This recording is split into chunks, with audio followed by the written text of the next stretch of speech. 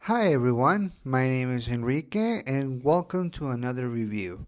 You know, after last week talking about DC and Superman and Creature Commandos, I'm not gonna lie, it got me a little bit nostalgic from all the things that I watched as a kid. Now, I've watched a lot of 90s shows and also early 2000s cartoons, and I'm not gonna lie, now that I started this channel and started to talk about many movies and TV shows, I got a little nostalgic about all the shows that I want to talk about. In particular, the ones that I started watching as a kid and to this day remain firm in my memory. I mean, there's a lot when you watch a kid, and when you watch as a kid all the shows that had an impact or had some sort of impact in your memory that you just don't know what to say or don't know how to explain it, you kept it in the back of your mind. And well, it's basically like this. I always wanted to talk about TV shows and movies that I always dreamed to talk about. And that's going to happen next week when I'm going to talk about a movie in particular that is almost getting his 20th anniversary of being released in the movies. But I'm going to get to that on Friday. For now, let me talk you and take you back to a show that as a kid I enjoy the most, and that is Beast Wars Transformers. Every kid in the 90s knows about this show. Hell, for many, including myself, this was the first Transformers show that we ever watched, and it was a very good show. It was basically the first animated show that we watched as kids. Basically, the first one that was computer generated, and it was alongside another show that I'm gonna get into later. But yeah, I had a lot of memories of Beast Wars, and even when I started to grow up and started to find all those shows on the internet, I recover some of the lost memories, all the fights, all the episodes, all the people who were there. Well, not people exactly, robots in disguise. And even that concept changed, and that's something that I'm going to get into a little bit later. So, with that being said, I'm going to do something. I'm going to talk about the first two episodes so I can not only try to bring the basics of this show, but also trying to explain what the show was about. But before that, let me take you back to the 90s and the state of the Transformers. You see, in the Transformers episodes from the Generation 1, as they call it, everybody was happy with the Transformers, but eventually the franchise fizzled out. The toys were not selling anymore, or at the very least were not as attractive as before. The 80s was bringing the era to a close. There was Generation 2, but it was not enough. And even in the comics, the Transformers are not getting any popular. So something had to be made. Something had to do to bring the franchise back from the pedestal that they were in before. Well, not pedestal, more like the rut that they were in the 90s. And there was a need to make a new show of Transformers, but this time instead of being cars and jets and all that, it was going to be about animals, dinosaurs. Every kid loves every animal and dinosaur, and to bring the Transformers into this project seemed like a dream come true. So that's something that in the 90s they decided to develop. So the Hasbro partnering themselves with Mainframe, which was a company that was responsible for creating the show Reboot, decided to create the show Beast Wars. And that's what we got today. A show about two different factions fighting for the supremacy of Cybertron, but in a different planet. So I'm going to bring the basics down. So without any further ado, let's just dive a little bit closer to this wonderful show and its two episodes. So, ladies and gentlemen, I bring you the first two episodes of Beast Wars Transformers. So let's see how the CGI classic kicked things off. The show is about two different factions of Cybertronian beings, different from the Autobots and the Decepticons. They're basically their descendants. The Maximals, who are the descendants of the Autobots, and the Predacons, who are the descendants of the Decepticons. The show takes place years after the Great War, in which we see the Maximals chasing down the Predacons as they go through a wormhole, and on the other side they both start firing each other and crash landing into a different planet. A planet that looks familiar, but we don't know what it is. All we know, and they know, is that the planet has a lot of energon, but it has raw energon that even though it's an energy source, it could also create a surge into their bodies and destroy them. So the Maximals and the Predacons decide to use the life forms from the planet in order to create alternative bodies in order to protect them from the energon surge. As they explore the planet, they encounter each other and they start a war that it will be as equally as big as the original one. So it's a battle between the Maximals, led by Optimus Primal, and the Predacons, led by Megatron, in order to not only escape the planet but also to destroy each other and trying to go back to their home without any other more wars. And thus the Beast Wars starts. The first two episodes is basically establishing the characters, the circumstances, and their new bodies in order for them to maintain the preservation from the energy surge from the energon. So right from the start we have tension, mystery, and a foundation that will become a deep story arc. The planet they landed, like I said, has a lot of energon, but it's very unstable. So they need to use the animal forms in order to maintain their bodies and not go ballistic. This leads to some of the creative battles and transformations that we have seen in past adaptations, especially in the original Transformers. Like I said, the first episode is to establish the both sides and the characters. I'm gonna get into the characters later, but needless to say, the battle starts with not only the Maximals landing and encountering the Predacons, but one of the Predacons, Dinobot, decides to defect from the Predacons and wants to be the new leader of the Autobots. In this case, Dinobot wants leadership of the Maximals, something that he fights with against Optimus Primal in order to gain that leadership. But as they fight Megatron and his forces, Dinobot realizes that he has to join the Maximals if he wants to not only defeat Megatron, but also try to escape the planet. There are more deep intentions for Dinobot, Megatron, and all the other Predacons, but yeah, basically Dinobot has to make an alliance with the Maximals in order to survive and end the Beast Wars. And Optimus Primal, who is short on people, decides to let Dinobot in, and with the help of all these allies, he needs to find a way to stop Megatron and also escape the planet. I probably repeat myself too much by saying this, but that's the plot of the first two episodes. And it's good to see that each individual Transformer has his own personality. And that's something that right now we're going to talk about.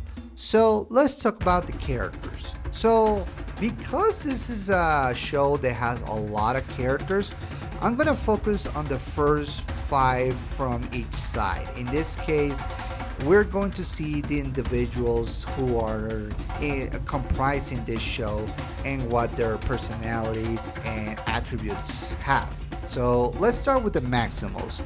And in this case, we're going to start with the leader, Optimus Primal, voiced by Gary Chalk. Now, this is a different voice for an Optimus than we got before. In the original one, it was voiced by Peter Cullen, but in this case, they want to give Optimus Primal a different voice and a different personality. He's still the noble leader that wants to lead its own team to victory, but unlike the original Optimus Primal that was basically a badass in everything that he does, Primal was a little bit different, and it's established that while he's the leader of the Maximals, he's not necessarily, already seasoned. This is probably the first time that he led the Maximals, and unlike the original one in which he knew that this was a war, he was more of an explorer. Think about Star Trek The Next Generation. Unlike, the original one that which we got established who the characters are and their different personalities, this was a more exploration kind of a team, and Optimus Primal was only there because his ship was the only one that could intercept the Predacon, and was in his team. Unlike any other, it doesn't have a lot of an army. In fact, the stasis pods, along with all the Maximals, are thrown into space, which is going to become important later on in the show. But yeah, he only has a group of 3 members, and with Dinobot makes them 4, or at the very least 5. And this is something that he's going to struggle with, because Optimus Primal, despite everything, he's still a good leader, and he still tries to do the best decisions, not only to save the people of Cybertron, but also to try to stop Megatron and his evil schemes. Which leads us to other characters like, for example, Cheetor. Cheetor is basically the Bumblebee / Hot Rod of the group. He's hot-headed, very fast, and very slick. But he also has a tendency to be, going on his own, but not in a kind of lone wolf kind of way. Almost like in a braggadocious way. Like he knows that he can do anything, but he's too much of a hothead to think things through. I should also mention the beast modes in this case. Optimus Primal has the gorilla mode, while Cheetor has, obviously, the cheetah mode. And speaking of obvious, let's talk about the rat of the group, Rat Trap. Now, Rat Trap is basically egotistical, very know-it-all kind of Cybertronian Maximal, who doesn't want to fight, and he believes that he's not a fighter but more like an explorer. But in this case, the war starts to change him and makes him realize of the decisions. His dynamic with Dinobot, which I'm gonna get into later, is one of the most interesting ones. But needless to say, he's going to see what this war is going to do to him and his group. But one of the moral center of this group is, of course, Rhinox, who has the form of a, rhino. He's basically the Ratchet of the group.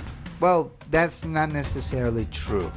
He's more like the amalgamation of Ratchet and Ironhide.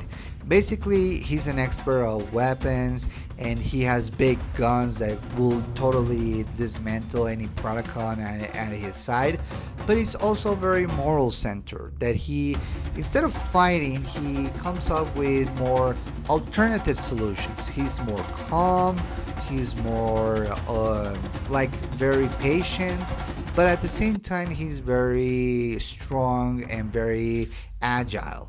And that's a lot to say coming from a guy that is very big and has the form of a rhino. But that's something that we appreciate in this show. Someone who has a moral center and becomes the voice of reason for a lot of the Maximals in the group. Don't get me wrong, if he's willing to throw down into battle, he's willing to do so, and he has a lot of weapons to prove it. Don't cross Rhinox because he is really, really strong. Which brings us to the character that many people have a lot in their list of favorite characters in Beast Wars, and that is, of course, Dinobot.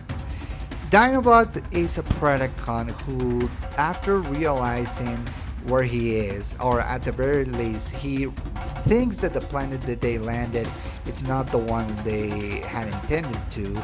He thinks that Megatron is not up to being a leader and defects the Predacons. Or more likely, he wanted to take over as the leader, but then Megatron throws him out, and he decides to join the Maximals in a fruitless effort to dethrone Megatron.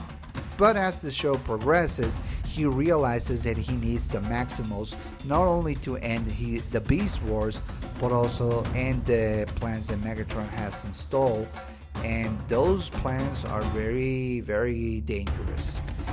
Needless to say, the dynamic of Dinobot with the Maximals is among my favorite ones in the show, because this is a guy who is like a wild card. You don't know where his allegiance is going to be, but you know that he has his own code of honor. And that's the thing that I like about Dinobot. Like, he has illusions to be the leader, but he also has his own moral code, that he is not a coward. He's willing to fight and stand by through his comrades as long as you don't piss him off. And that's something that comes into play when his relationship with Rat Trap comes, and basically they had this rival, almost like frenemy type of situation. Rat Trap doesn't trust Predacons. Dinobot is annoyed and always angry. So the dynamic between the two characters is very interesting, and both of them change throughout the course of the show, and that's something that I really enjoy. And yes, both Dinobot and Rat Trap are voiced by Scott McNeil. And let me tell you, Scott McNeil voices a lot of characters in this show. And he plays in particular one that I consider my favorite one. But I'll get into that when I talk about an episode in particular later on when I get into time.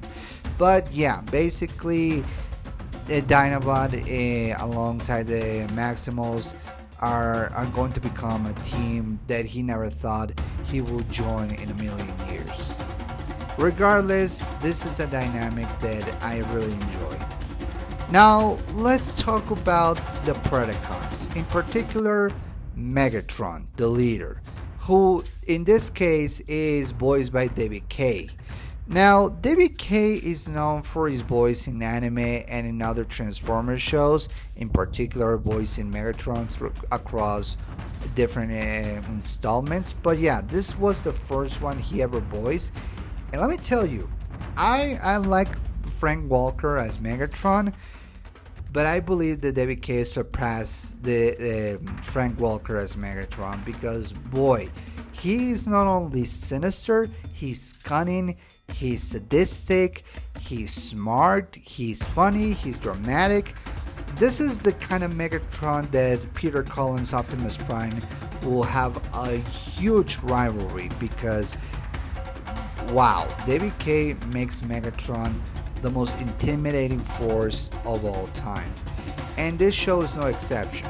In these 2 episodes, we see that he has sinister plans, and he had a different destination planned, and he has a golden disc, which was stolen by Megatron on Cybertron, and that was the whole reason why he escaped from Cybertron. He has sinister plans that he wants to put in motion, but after crashing into the planet and not knowing where he is, he decides that his plan is to acquire enough energon in order to fill his ship and escape the planet. And with the band of the other Predacons, he's going to be making the life of the Maximals impossible. And that's something that I enjoy about this Megatron. He is very sinister and very smart. He is almost like playing chess with the Maximals and Optimus Primal. He knows his plans, and he's willing to do everything and sacrifice any of his comrades in order to get his goals, which I'm going to get into one day when I talk about other episodes. But yeah, needless to say, David K as Megatron is one of the best. Let's talk about the rest of his crew, which is also 5 members. Without Dinobot, which was originally 6, now they're down to 5, which evens the odds. Now, I'm gonna start with Waspinator, who is also voiced by Scott McNeil. This is basically the comic relief that he's always getting shoot down, destroyed, and always talking in third person, like Waspinator will destroy you, or Waspinator doesn't have a good luck, or Waspinator whatever. Basically, this is kind of like the punching bag for the Maximals or the Predacons, because he always gets shot, kicked, punched, destroyed, and he gets reconstructed ridiculously. He always serves as a levity to a show that is pretty much violent. But yeah, it's a welcoming source of relief. Other characters that are in the show are like Tarantulas. Tarantulas has the form of a tarantula, and he's also working for the Predacons. But deep down, you don't know his alliance. He's basically very sneaky with his intentions, which we don't know until the end of the show. But needless to say, he's also like Dinobot, a wild card, but unlike Dinobot, he doesn't have a code of honor. He's also willing to do anything to get his goals, and his intentions become clearer and clearer as the episodes go by.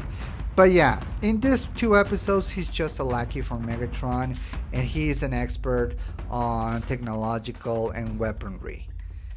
Other characters that we see are like Scorponok. Scorponok is basically a loyal servant to Megatron, willing to do anything for him, and even do every amount of dangerous missions in order to gain the Megatron's attention, and to try to please him as much as possible.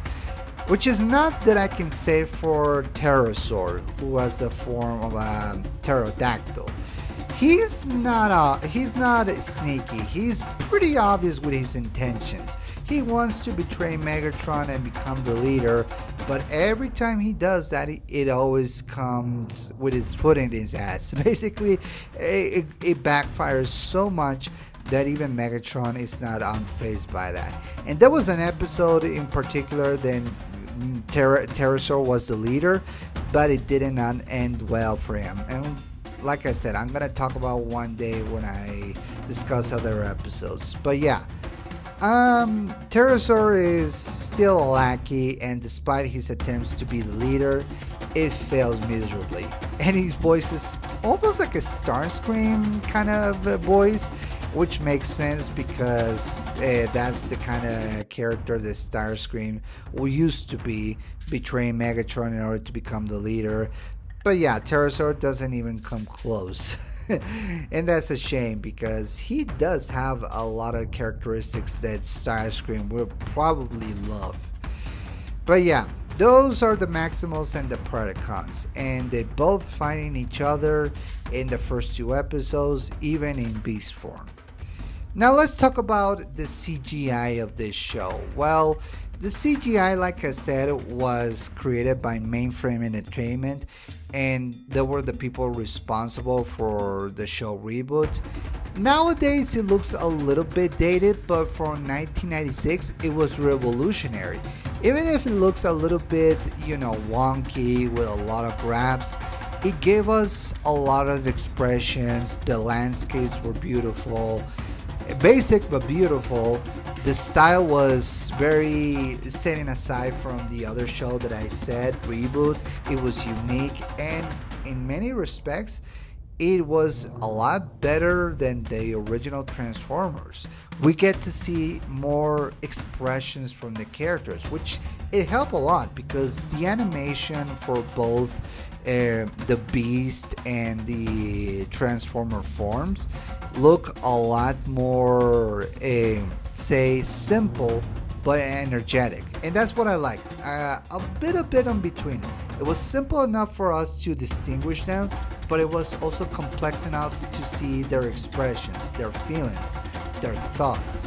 And that was something that helped a lot in this show, to see not only the Transformers interacting with one another, but to focus on them. There was no humans, there was no other characters. They kept it basic and simple, five in one side, five the other, and it allowed for a lot of character development, a lot of progression of personality, and like I said, story arcs that through this day are some of the best in Transformers media. So yeah, the animation, while dated, it was good enough for this show, and it was very, very wonderful to see. And let me tell you, it still holds up to this day. I mean, despite the look, because it was basically a 90s show, it was still good enough for us to distinguish each character, their motivations, emotions, and thoughts. So I'm deeply glad that I see it. So yeah, the two episodes that we see are basically establishing the mood, how the characters interact, and yeah, when the war starts, it's basically just fighting it among themselves and against a larger force. Some mysteries are created, some stones in the field, why the planet has energon, and where are the plans that Megatron had with the golden disc. This is something that is established in these two episodes. And the final battle in the second episode is hilarious, although it only focuses on Optimus and Megatron fighting in beast mode. And let me tell you, it gave me some King Kong vibes, because it was basically seeing a gorilla facing against a dinosaur. Ridiculous, but that's what I love about this show. Overall, the first two episodes of Beast Wars do a great job of setting the world, the characters, and the conflict. There's mystery, drama, action, and even a bit of humor. And that's something that is important for this show. It has a sense of humor. It's not dramatic, very wonky dramatic, but it also has a sense of humor and adult jokes. That's something that I'm surprised to see. If you're a fan of Transformers in general, or just curious about a different take of the franchise, these two episodes are worth watching. Hell, the entire show is worth watching. So yeah, I highly recommend it. They're available now on YouTube in the Transformers official channel, so all the episodes are there, so go check it out. I don't think I'm going to talk about this show in particular in order, since I want to do something different and talk about the individual episodes, since this is episodic. They have story arcs, but I'm going to get to those eventually. For now, just check the show. Trust me, you won't regret it. So thank you for watching. Always remember, subscribe to the channel, give a like to this video, and notify or put the notifications on so you get news about the new videos. For now, I've been Enrique, and I'll see you next time. I am going to transform and roll out. Oh my god, can't believe I said that.